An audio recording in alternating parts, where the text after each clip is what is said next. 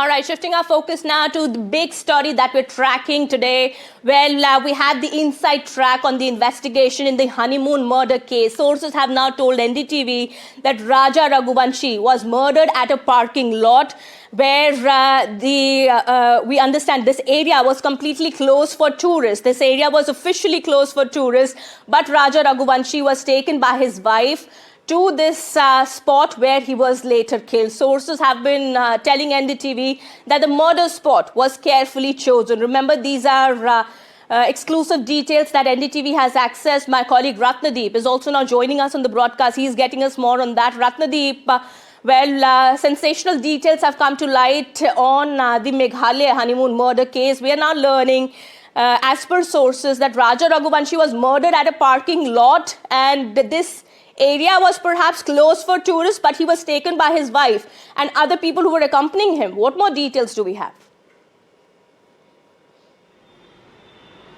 Absolutely. In fact, if you remember, it was NDTV that last week broke the story of the the last day of Raja Raghuvanshi's life. That was May 23rd, and we were able to piece together what happened that day between 5:30 a.m. in the morning when the couple checked out of the Farah homestay in Nongriat village and climbed 3,000 feet, 3,000 steps towards Maulai Ghat, where their scooty was parked. Remember, last week we broke the story of how a tourist guide had seen Raja Raghuvanshi with three men who were speaking in Hindi, and his wife was a little lagging behind. Now we have pinpointed details that what we broke last week was correct, because in the initial interrogation of the three suspects who had attacked Raja Raghuvanshi in front of Sonam and on the instruction of Sonam, as claimed by Meghalaya SIT, they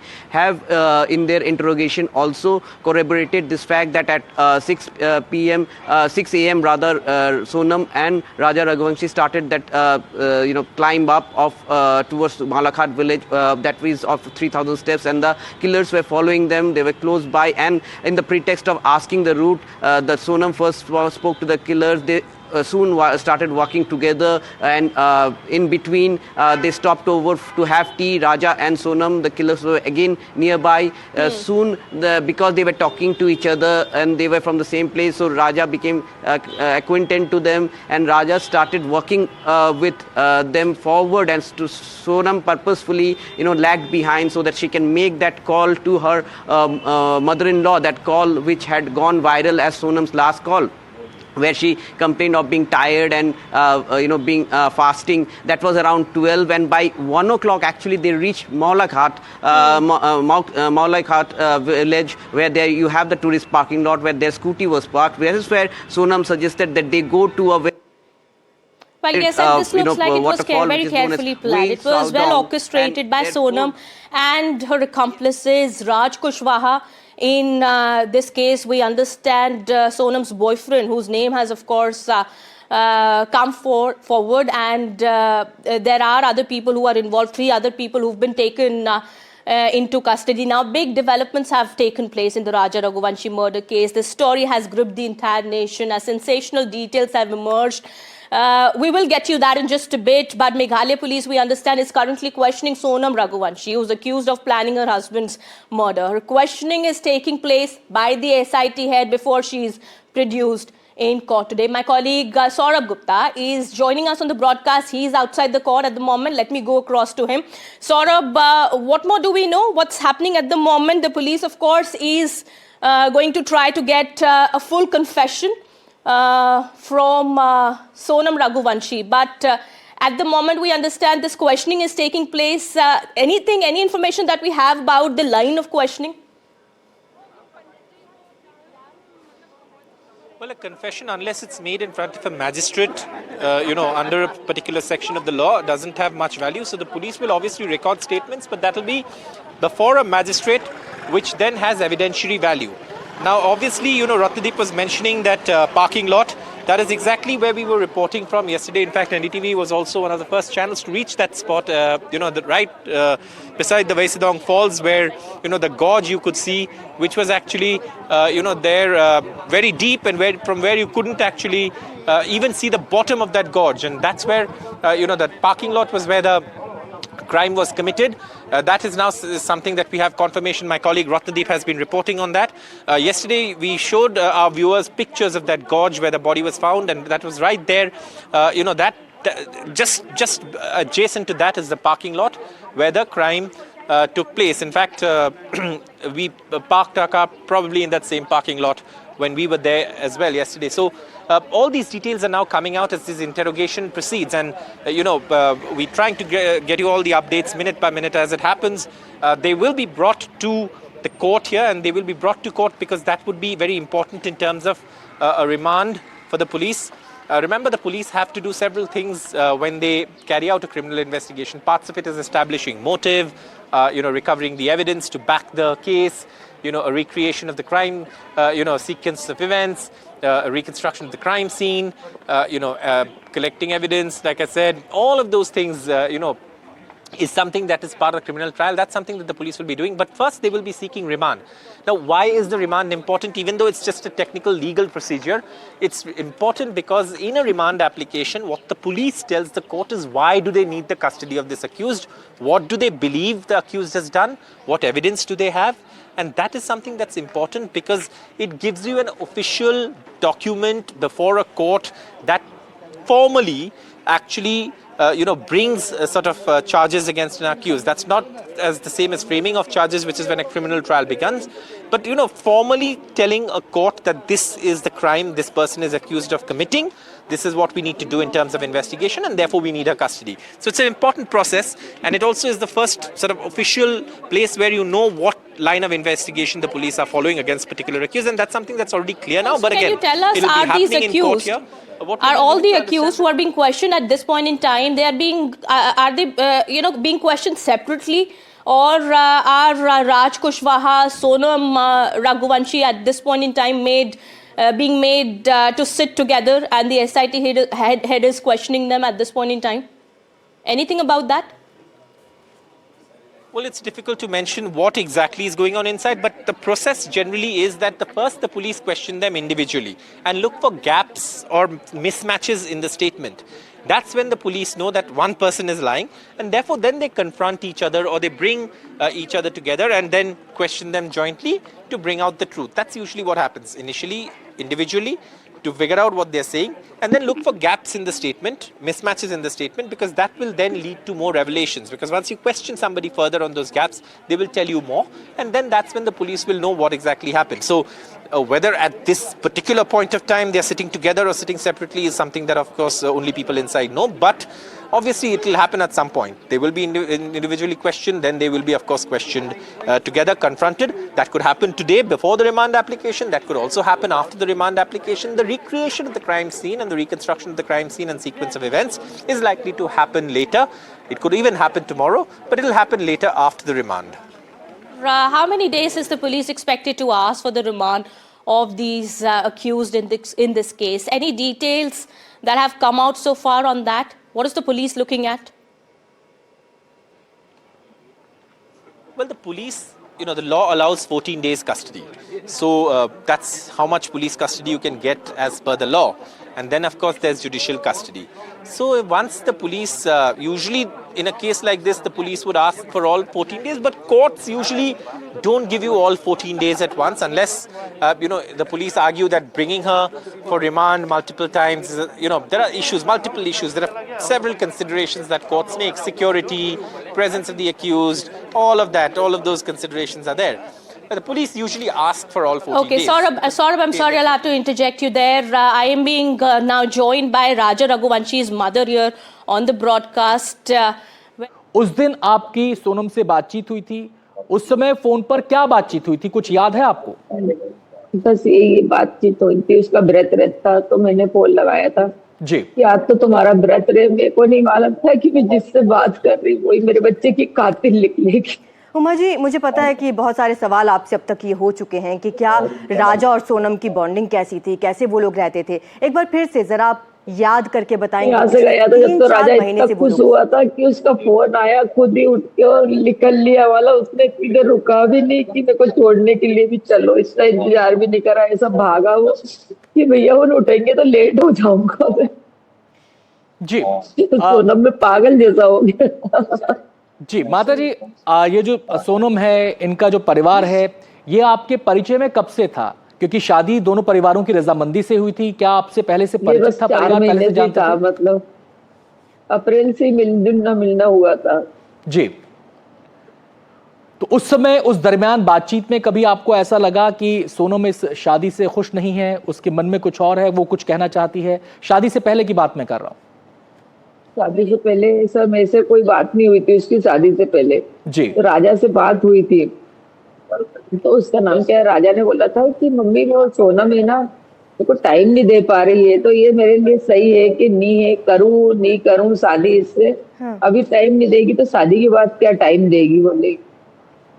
और शादी के बाद सोनम का कैसा व्यवहार रहा आपके परिवार के साथ या राजा के साथ? कभी भी आपको शक हुआ? शादी के बाद उसका बहुत अच्छा व्यवहार। 4 दिन रह के गई, वो खुश थी। मतलब हमको ऐसा लगा ही नहीं, मतलब आती जाती थी, बैठती थी, मगर वो मोबाइल पे चलाते रहती थी। मोबाइल पे क्या करती थी हमने ये ध्यान नहीं दिया, तो हमने सोचा उसका आपने एक बात बताई कि राजा को वो जी राजा को वो समय नहीं दे रही थी।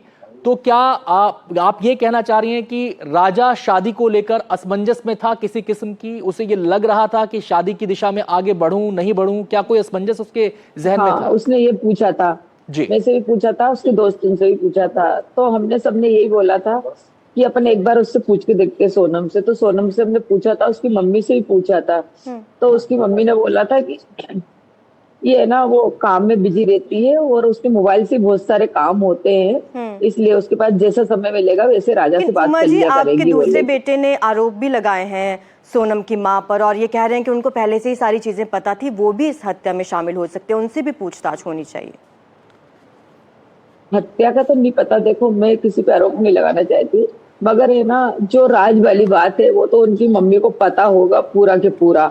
और सोनम है ना कामाख्या देवी जा रही, तो वो उनकी मम्मी ने हमको बताया क्यों नहीं कि सोनम कामाख्या देवी जा रही है जी। तो ये उसकी मम्मी को हमसे पूछना था। यहाँ पे उसकी मम्मी ने हमसे पूछा नहीं कि बच्चे उनको भेजना सही है कि नहीं है, क्योंकि वो हमारे घर की बहू हो गई थी जी। तो उन लोगों ने हमसे पूछना सही नहीं समझा। तो उनको पूछना चाहिए था कि उसमें हमारी रजामंदी होती, जब तो हम भेजते। डायरेक्ट टिकट कराने का क्या मतलब होता है? और जब चेन का उनकी मम्मी से बोला कि राजा चेन पहन के गया, सोनम ने उसमें चेन क्यों पहनाई, तब भी उनकी मम्मी ने उनकी लड़की को बचाया। उमा जी आपके पास आते हैं। इस बीच इस पूरे मामले में जो राज कुशवाहा नाम का शख्स है, उनकी माताजी भी हमारे साथ जुड़ गई हैं। चुन्नी देवी हमारे साथ इस समय मौजूद हैं, लाइन पर हैं। सबसे पहले इस समय मैं रुख करना चाहूँगा चुन्नी देवी का। चुन्नी देवी जी, आपसे ये जानना चाहते हैं, इस पूरे मामले में आपके बेटे का नाम प्रमुखता से आ रहा है और ये कहा जा रहा है कि राज कुशवाहा और सोनम एक दूसरे को पसंद करते थे, एक दूसरे को चाहते थे। आपको इसको लेकर कभी कोई एहसास हुआ, कोई बात आपके सामने इस किस्म की आई? हमें कोई एहसास नहीं हुआ भैया, ना हम कभी आज तक हमको ये पता है कि राज सोनम से प्यार करता था। कभी ऐसा मेरा बच्चा कभी ऐसा कर नहीं सकता, मेरे को तो ये भरोसा, कभी वो ऐसा काम नहीं कर सकता। वो किसी लड़की से कोई बातचीत नहीं करता था। और फिर सोनम इतने रईस घर की है कि वहाँ पे वो काम कर रहा था, तो उससे ऐसा क्यों कर सकता? राज मेरा कितना छोटा 20वां साल उसका चल रहा है, और राज उससे प्यार कहाँ से कर सकता है? आपको क्यों ये नहीं यकीन होता ये चीज का कि राज ऐसा नहीं कर सकता? और सोनम क्या देख के मेरे राज को पसंद करेगी? आप ये क्यों नहीं समझ? देवी जी, क्योंकि बात यहाँ पर यही कही जा रही है कि जी चुन्नी देवी जी, बात यहाँ पर सवाल यही उठ रहा है कि एक तो जो इकोनॉमिक स्टेटस है, यानी कि आर्थिक जो अंतर है, वो एक वजह थी, और ये भी बात कही जा रही है कि परिवार वाले शायद रजामंद नहीं थे इस रिश्ते के लिए, ऐसी भी बात सामने आ रही है।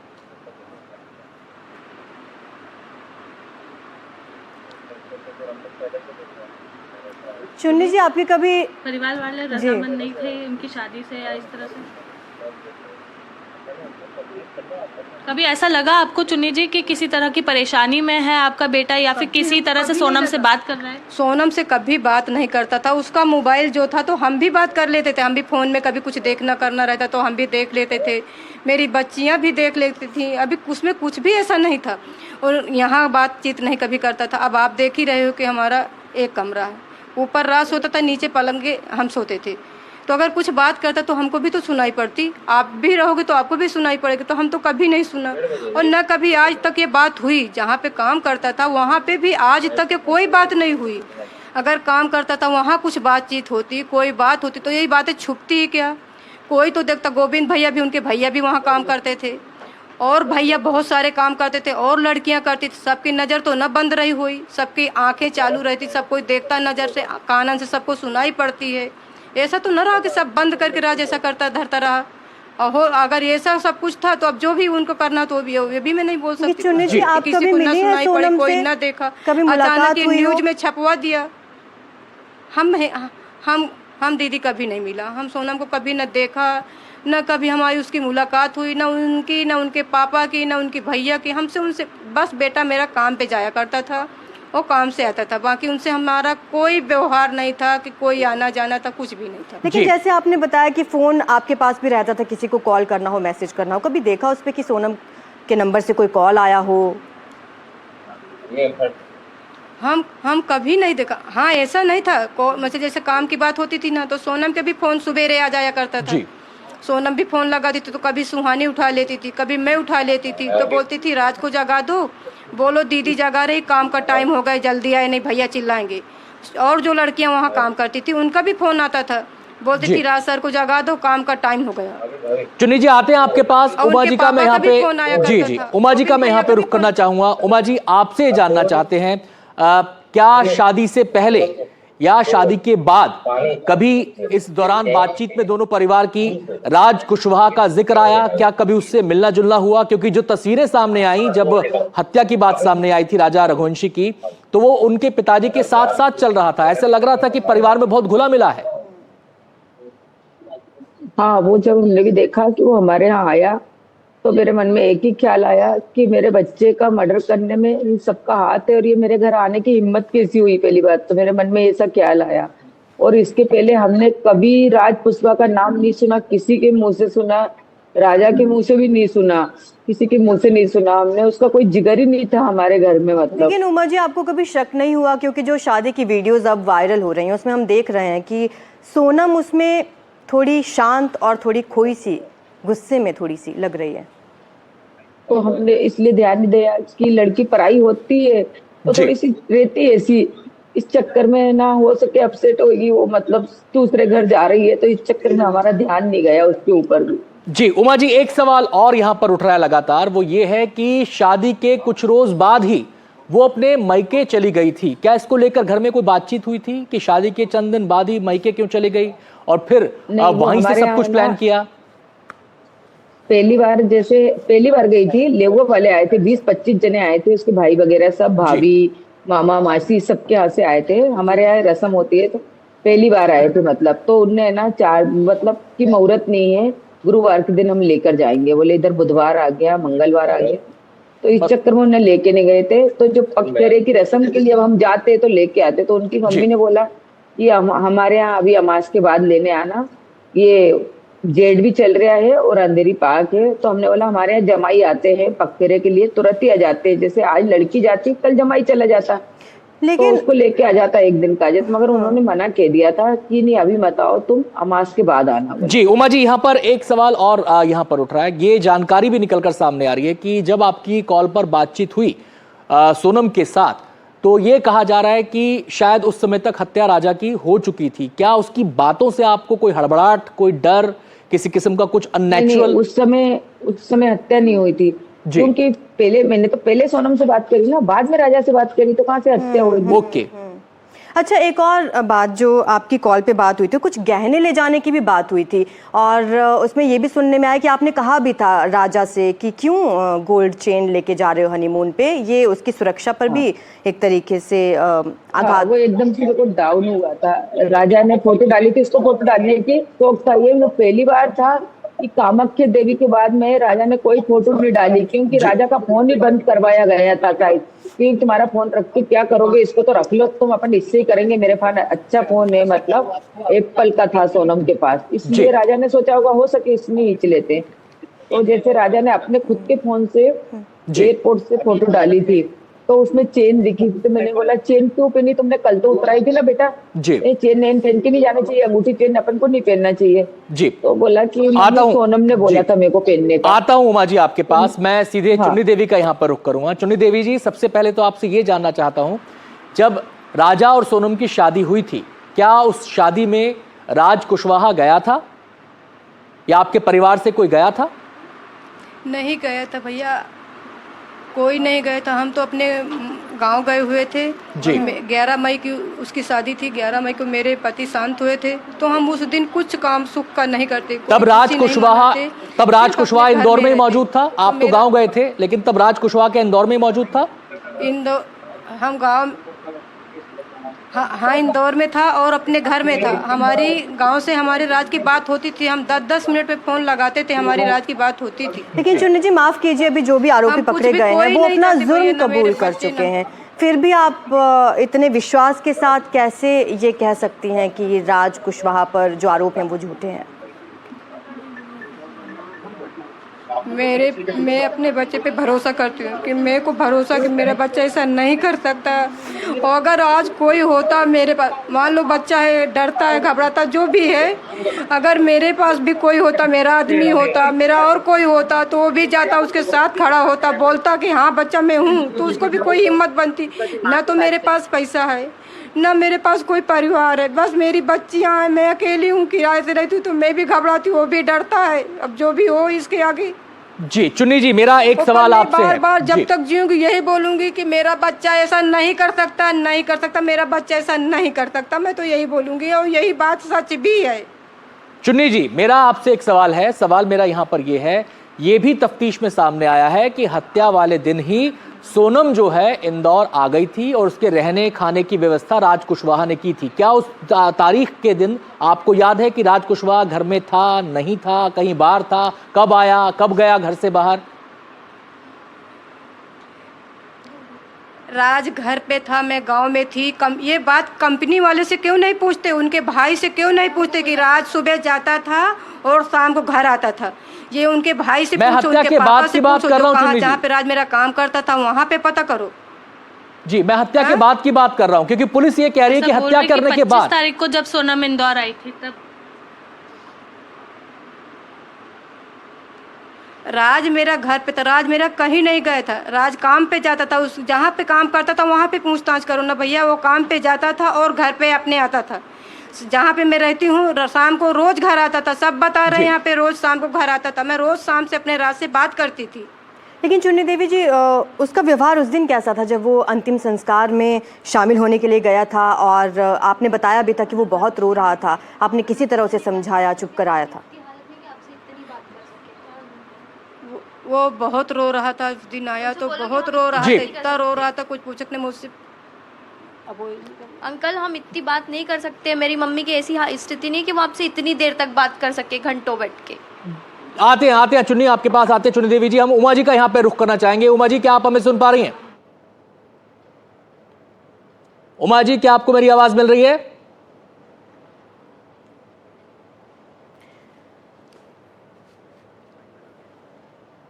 उमा जी, क्या आपको मेरी आवाज मिल रही है? लगता है उमा जी से संपर्क हमारा इस समय टूट गया है। तो चुन्नी देवी और उमा देवी, राज कुशवाहा की मां चुन्नी देवी। All right, two mothers who are absolutely distraught by the turn of events in this case. One is Raj Kushwaha's mother and the other is Raja Raghuvanshi's mother, who were speaking exclusively to NDTV here on what has really gone wrong in this case. We will get you more on that. It's time for a short break here. More coming up on the other side.